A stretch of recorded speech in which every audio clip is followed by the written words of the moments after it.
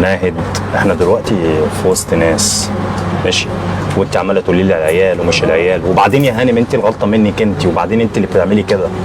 هو انا اللي بعمل ده من نفسي؟ ما انت دايما اللي بتخلي صوتي يطلع قدام الناس، وانت دايما اللي بتسمع بينا الناس، مش بس الناس، الدنيا كلها بتسمع بينا. قلنا نخرج عشان خاطر نغير جو، برضه متعصبه، يبقى الغلطه من عندي ولا من عندك ولا من عند مين؟